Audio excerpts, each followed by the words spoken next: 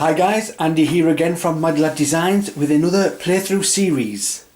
But this one's a bit different because it's going to be a playthrough of a board game that I've created myself. Now this board game is based on an old Spectrum computer game that was brought out back in the 1980s, so a long time ago, called Chaos.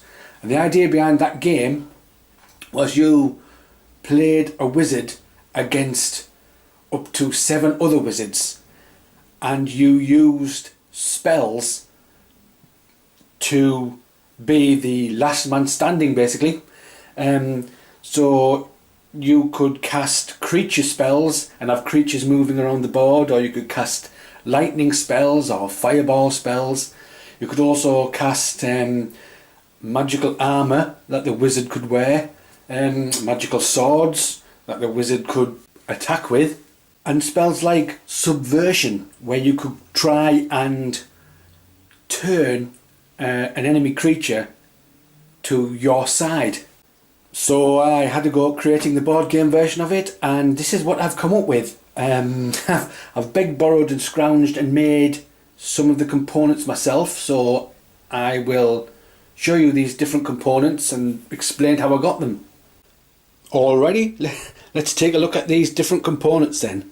The first thing you'll notice is the map and the playing area. That is taken from Dungeons and Dragons Red Box starter set.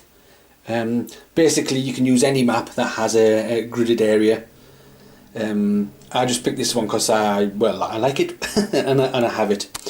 So that is the playing area, the map. The next thing we have is the wizards. And yes, they're little plastic player markers from a kid's game. They're actually glued onto English 2p pieces. That's to give it more stability so it doesn't fall over. I'd love to have 6 different wizard miniatures, but at the moment I don't have any, and these will do.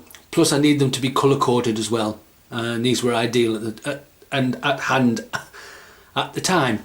So there's our wizards. Next we have our attack and defence dice. So these are all taken from a game called Heroscape, which is out of print, but you can find it on eBay.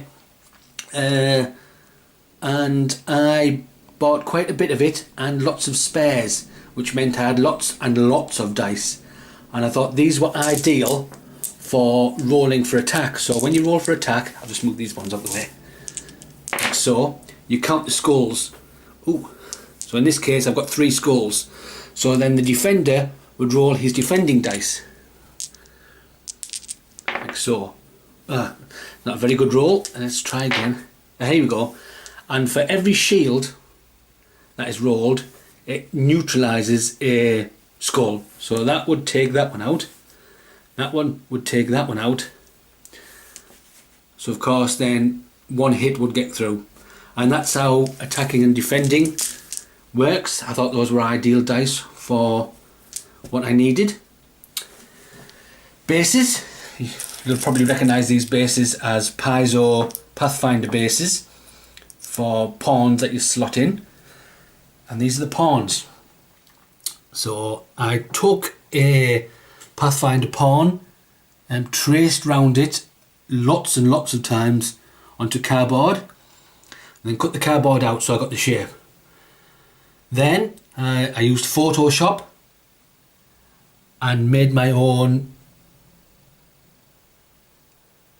little pawns.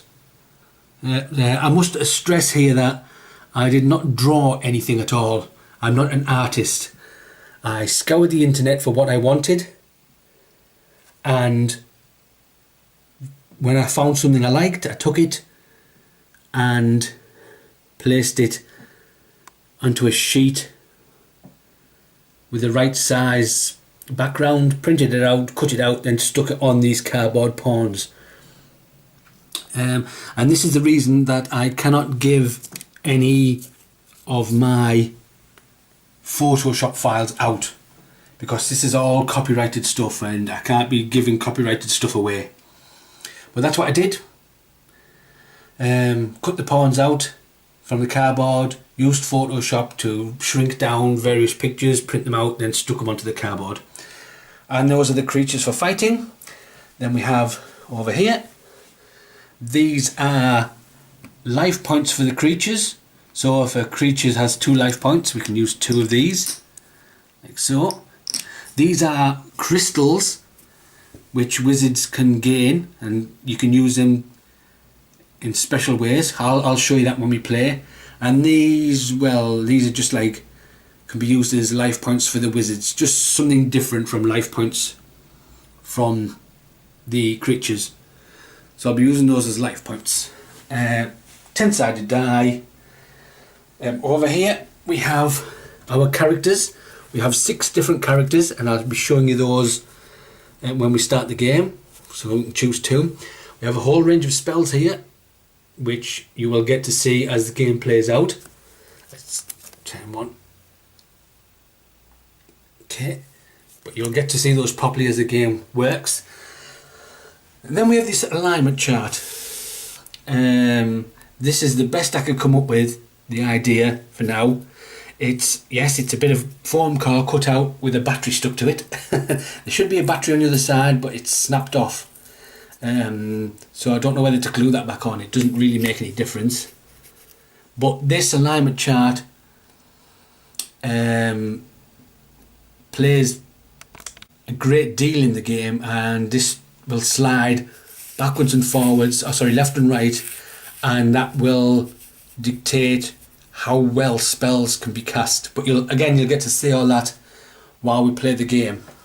So there you have it. I'll give you a quick going over of the game.